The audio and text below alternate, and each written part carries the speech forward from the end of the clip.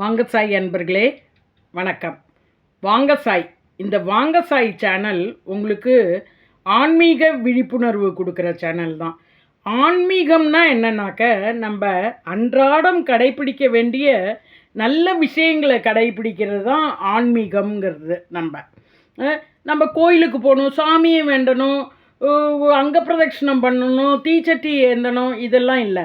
அன்றாட கடமைகள், அன்றாட வாழ்வியலை நம்ம எப்படி செய்கிறோம், என்ன நல்ல விதமாக செய்கிறோம், அதுதான் ஆன்மீகம். ஓகேயா?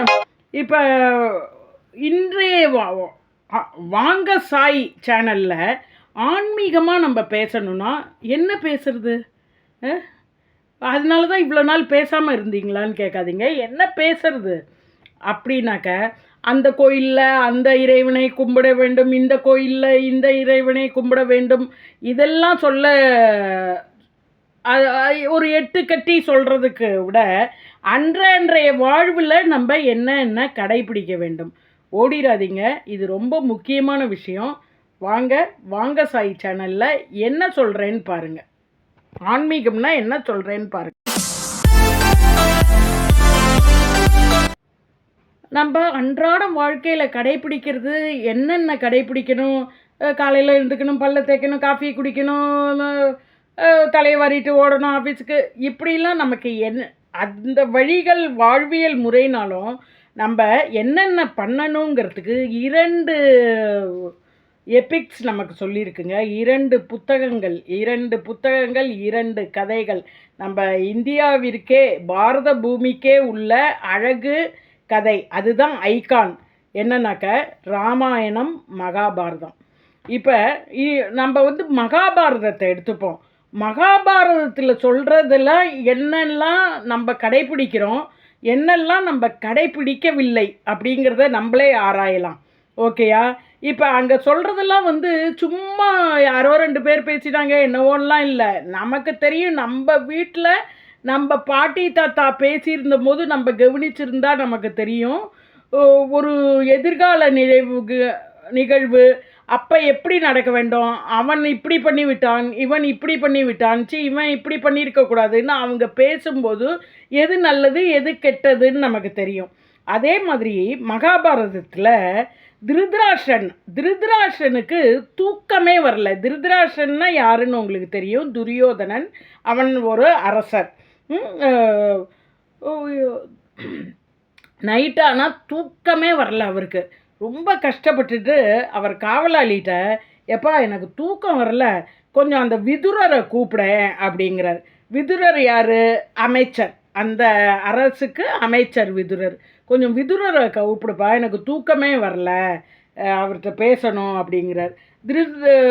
விதுரர் வரார். அங்கேருந்து திருதராஷ்டிரன் சொல்கிறாரு, எப்பா விதுரா, எனக்கு தூக்கமே வரமாட்டேங்கிறது, எனக்கு தூக்கம் வர்றதுக்கு ஏதானு ஒரு வழி சொல்லு. நம்ம கேட்போம்ல, ஐயோ எனக்கு தூக்கம் வர்றது மாட்டேங்கிறது, இதை பண்ணாலும் தூக்கம் வர மாட்டேங்கிறது, அதை பண்ணாலும் தூக்கம் வர மாட்டேங்கிறது, அந்த மாத்திரையை சாப்பிட்டாலும் தூக்கம் வர மாட்டேங்கிறது, தூக்கம் வர்றதுக்கு என்னங்கிறத இப்படி மீடியாலெல்லாம் தேடுவோம்ல. அதுக்கு அழகாக விதுரர் தூக்கம் வர்றதுக்கு சொல்கிறார். யார் இந்த விதுரர்? விதுர நீதி அப்படிங்கிற ஒரு இது இருக்குங்க. அந்த விதுர நீதி, விதுரர் சொல்லுவோம் நற்செயல்கள், அந்த விதுர நீதியை கேட்டாலே நமக்கு நைட்டு நல்ல தூக்கம் வருமா. இது அறியாதவர்கள் அறிந்து கொள்ளுங்கள். விதுரர் நிறைய நீதி சொல்லியிருக்கார். மனு நீதிங்கிற மாதிரி விதுரர் நீதின்னு இருக்குது. விதுர நீதியில் விதுரர் அமைச்சராக இருந்தவர். அந்த அமைச்சர் என்னென்னலாம் நீதிகள் சொல்லியிருக்காருன்னு புக்காக கூட இருக்குது. அதை நம்ம எதுலையாவது இருந்தால் வாங்கி படிப்போம். விதுர நீதியை நம்ம கேட்டாலே நமக்கு நல்ல தூக்கம் வருமா. ஒன்றும் இல்லை. இப்போ திருதராஷ்டிரனுக்கு தூக்கம் வர்றதுக்கு என்ன செய்யணும் அப்படின்னு இந்த விதுரர் சொல்கிறார் பாருங்க. அதை நம்ம கேட்டாலே தூக்கம் வரும். அவர் சொல்கிறாருன்னு நான் சொல்கிறேன் பாருங்க இந்த வீடியோவில். இதை நீங்கள் முழுமையாக கேட்டாலே இரவு நன்றாக தூக்கம் வரும். அதுதான். இப்போ விதுரர் யாருனாக்க, விதுரர் திருதராஷ்டிரன் அமைச்சரவையில் இருக்கும் அமைச்சர். அவர் யமதர்மராஜாவின் அவதாரம். யமதர்மராஜானாக்க யார்? நேர்மையானவர், தர்மமானவர். அவர் இப்போ வந்து என்னென்ன நீதிகளை கடைபிடிக்க வேண்டும் அப்படின்னு அந்த விதுரர் சொல்கிறார். அப்போ யமதர்மராஜா யமதர்மரும் இந்தந்த நீதி கடைபிடிக்கிறப்பவர்களுக்கு அருள் புரிவார்னு தெரிஞ்சுக்கங்க. இப்போ வந்து விதுரர் என்ன நீதி சொல்கிறாருங்கிறத திருதராஷ்டிரனுக்கு தூக்கம் வருவதற்கு என்ன சொல்கிறாருன்னு பார்ப்போம். விதுரர் சொல்கிறார், திருதராஷ்டிரரே, அரசரே திருதராஷ்டிரரே, நமக்கு இந்த 4 விஷயம் இருந்ததுன்னா தூக்கமே வராது. இதில் எது உங்களுக்கு இருக்குன்னு பார்த்துக்கங்க. அதனால எது இருக்குன்னு பார்த்தா அதை சரி பண்ணிங்கன்னா தூக்கம் வரும் அப்படின்னோடனே திருதராஷ்டிரர், சரி சொல்லு, எந்த 4 இருந்தால் நமக்கு தூக்கம் வராது அப்படிங்கும்போது, பயம், கவலை, காதல், பாபம், இந்த 4 இருந்தால் தூக்கம் வராது. பயம் இருந்தால், அதாவது ஒரு நைட்டு தூங்க போகும்போது நமக்கு பயங்கர பயம் இருக்குன்னு வச்சுக்கோங்க. நம்மளை விட பலசாலியாக இருக்கிறவன்ட்ட நம்ம ஏதோ பகைச்சுட்டோம், ஏதோ பேசிட்டோம் அப்படின்னாக்கு இருந்து ஒரு பயம் இருக்குது பாருங்கள். அந்த பயத்தில் நமக்கு தூக்கம் போயிடும். அவன் என்ன செய்வானோ, நாளைக்கு என்ன பண்ணிடுவானோ, நம்ம குடும்பத்தை என்ன பண்ணிடுவானோ, நமக்கு வேலைக்கு என்ன ஆபத்து வச்சுருவானோ, அந்த பலசாலிகிட்ட நம்ம மோதிட்டோமே அப்படின்னு நினச்சோன்னா தூக்கம் போயிடும். அடுத்தது வந்து கவலை. யாரையாவது இழந்துட்டா, சொந்த குழந்தைகளையோ இல்லை நம்மளுடைய உடன் பிறந்தவர்கள், நம் தாய் தந்தையர்கள், நமக்கு பாசமானவர்கள் யாரையாவது நம்ம இழந்து விட்டால் அதுக்காக நம்ம கவலை வரும். அதே மாதிரி நம்மளுடைய சொத்துக்களை இழந்து விட்டாலும் கவலை வரும். ஐயோ, இந்த சொத்து அங்கே போட்டேன், அந்த சொத்து அவன் எடுத்துட்டோம், இப்படின்லாம் இருக்கும்போது கவலையில் தூக்கம் வராது. இந்த பயத்தினாலேயும் தூக்கம் வராது, இந்த கவலையினாலேயும் தூக்கம் வராது. யார் மேலேயாவது காதல் கொண்டா, அதாவது ஆண் பெண் மேலேயோ பெண் ஆண் மேலேயோ காதல் கொண்டு அவர்களை அடையும் வரை, அவர்களுடன் வாழும் வரை, அவர்களுடன் வாழ்ந்து கொண்டு இருக்கும்பொழுது பிரிந்து விட்டாலோ, இது மாதிரி இருக்கும்போதெல்லாம் நமக்கு தூக்கம் வராது. ஒன்றும் இல்லை, கடவுள் மேலே உள்ள காதல்லே நமக்கு தூக்கம் வராது. சில சமயம் கடவுள் மேலே நம்ம அவ்வளோ பக்தியாக இருந்தால் நாளைக்கு இதை செய்யணும் அதை செய்யணும், அதை பக்தின்னு இருக்கிறோம். இந்த மீரா காதல், கண்ணன் காதல்ங்கிற மாதிரி கடவுள் மேலே, இறைவன் மேலே காதல் வைத்தாலே நமக்கு தூக்கம் வராது.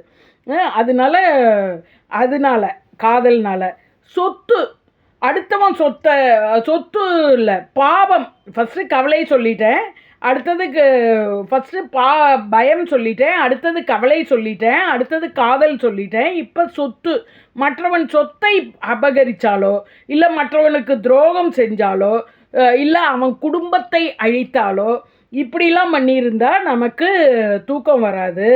துரியோதனா, திருதராஷா, நீர் இதில் என்ன பண்ணியிருக்கீங்க, இதில் உங்களுக்கு எதனால் தூக்கம் வரலைங்கிறத நீங்கள் இதை சரி பண்ணுங்க, அதனால தான் இருக்கும், நீங்கள் இதை சரி பண்ணுங்கன்ட்டு விதுரர் சொல்கிறார். என்ன?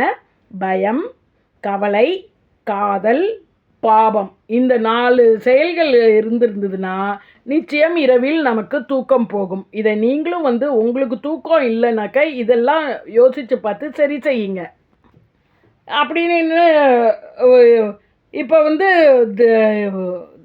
விதுரர் சொல்கிறார், இதில் வந்து நீங்கள் எனக்கு தெரிஞ்சு நீங்கள் மகா பெரிய பாவம் செஞ்சுருக்கீங்க, அதனால தான் உங்களுக்கு தூக்கம் வர மாட்டேங்கிறது. தர்மபுத்திரன், அவருக்கு நீங்கள் செய்த துரோகம் கொஞ்சம் நஞ்சம் இல்லை. இனி தர்மபுத்திரனுக்கு சும்மாவா அவனுக்கு சொத்தை தரமாட்டீங்க, நீங்கள் அவனை காட்டுக்கு போனீங்க, அவனுடைய மனைவியை உட்கார வைத்து அத்தனை பேர் சபையில் ஒத்தரும் வாய் திறக்காமல் துரியோதனன் துகில் உரியும் பொழுது அத்தனை பேரும் சும்மா இருந்தீங்க. இந்த பாவம்லாம் உங்களை வந்து சும்மா விடுமா? அதனால தான் தூக்கம் வரல. இனி தர்மர் பொறுக்க மாட்டார், இனி தர்மர் பொங்கி எழுவார் அப்படிங்கிறார் விதுரர். விதுரருக்கு எப்படி தெரியும் இனி தர்மர் பொங்கி எழுவார்னா? ஏன்னா 2 பேரும் ஒரே அவதாரம்.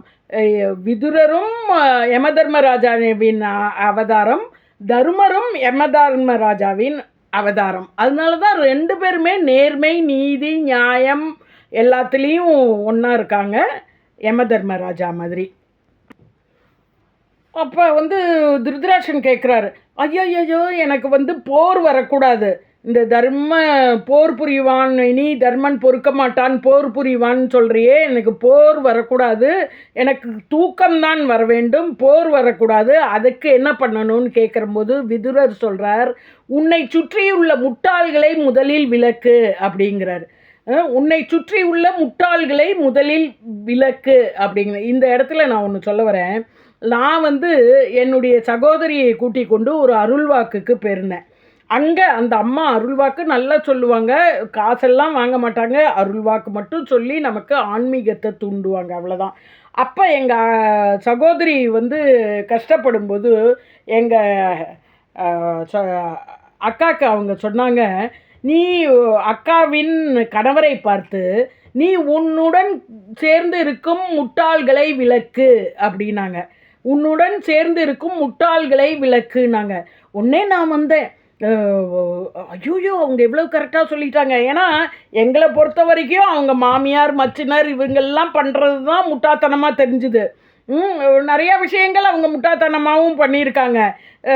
உடம்பு சரியில்லைனாக்கா கொண்டு போய் சுற்றி போடுறது, அந்த யார் முஸ்லீம்ஸ்கிட்ட கட்டுறது, டாக்டர்கிட்டே போக மாட்டாங்க. இது மாதிரிலாம் பண்ணுறதுனால நாங்கள் ஒரேடியாக நான் உடனே சந்தோஷமாக இங்கே பாருங்க உங்களை முட்டாள்களோடு சேராதன்னு இருக்காங்கன்னு எங்கள் அக்கா அங்கேருந்து எனக்கு அதில் ஏய் ரொம்ப அவர்கிட்ட அதை சொல்லாத, அப்போனா நான் உன்னோட சேரலம்மா அப்படின்னு சொல்லிட போகிறார், தயவு செஞ்சு நீ பேசாமல் இருந்தோன்னே ஷாக்காச்சு.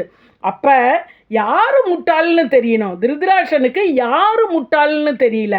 அப்போ அந்த விதுரர் சொல்கிறார், திருதராஷனுக்கு யார் முட்டாள்னே தெரியாமல் அவர்களோட நம்ம பாசமாக பழகின்னு இருந்தால் என்ன அர்த்தம், நம்மளும் முட்டாளாகி தூக்கம் வராத நிலைமைக்கு தான் போவோம். திருதராஷனுக்கு விதுரர் சொல்கிறார், யார் முட்டாள் என்று தெரிந்து கொள் முதலில் அப்படிங்கிறார். உடனே திருதராஷன் கேட்குறார், யார் முட்டாள் அப்படின்னு கேட்குறார். இப்போ நீ முட்டாள்தனமாக தான் கேள்வி கேட்குற, உன் கூடவே இருக்கும் துரியோதனன், சகுனி, கர்ணன், துச்சாதனன் இவர்களை விட்டு விலகு. யாரு? துரியோதனன், சகுனி, கர்ணன், துச்சாதனன் இவர்களை விட்டு விலகு அப்படின்னு விதுரர் சொல்கிறார். விதுரர் இப்படி சொல்கிறார், யார் முட்டாளெல்லாம் விலக்கி அறிவாளியை உன் பக்கத்தில் வச்சுக்கோ, சகுனி, கர்ணன், துச்சாதனன் இவர்களெல்லாம் துரியோதனன் இவர்கள்லாம் உனக்கு தேவையில்லாதவர்கள், முட்டாள்கள், இவரை விலக்கி விட்டு அறிவாளியை உன் பக்கத்தில் வைத்து கொள்கிறார். உடனே துரியோதனன் என்ன கேட்குறார், திருதராஷ்டிரன் விதுரரை பார்த்து என்ன கேட்குறார், அப்படியா, அப்போ என்னை அறிவாளி யாருன்னு சொல்லு, அறிவாளியே என் கூட வெய்யி அப்படின்னு விதுரரையே கேட்குறாரு. ஏன் விதுரர் அறிவாளி இல்லையா, விதுரரை நீயே என் பக்கத்தில் இருன்னு சொல்லக்கூடாதா? அப்படி சொல்லாமல் போய் ஒரு டாக்டர்கிட்ட போய் எல்லாம் பேசி இருந்துட்டு, சார் எனக்கு ஒரு நல்ல டாக்டர் சொல்லுங்கள் சார், நான் இதை போய் பார்த்துக்கணுங்கிறாராம். அப்போ எவ்வளோ கஷ்டமாக இருக்கும் அந்த டாக்டருக்கு. ஒரு மாணவன் ஆங்கில ஆசிரியரை பார்த்து, சார் எனக்கு ஆங்கிலம்லாம் கற்றுக்கணும், ஒரு நல்ல ஆங்கிலம் சொல்லித்தர ஆசிரியர் எனக்கு சொல்லுங்க சார்னா இப்படி அது மாதிரி இருக்குது. திருதராஷன் விதுரரை பார்த்து எனக்கு நல்ல அறிவாளியை பக்கத்தில் வையி அப்படின்னா, விதுரர் கோவப்படாமல், சரி நான் அறிவாளி முட்டாள் யாருங்கிறத உனக்கு பிரித்து 15 இலக்கணமாக கொடுக்குறேன், 15 அறிவாளி யார், 15 முட்டாள் யாருன்னு கொடுக்குறேன், அதை வச்சு பிரித்து நீ அறிவாளியை உன் பக்கத்தில் வச்சுக்கோ அப்படிங்கிறார்.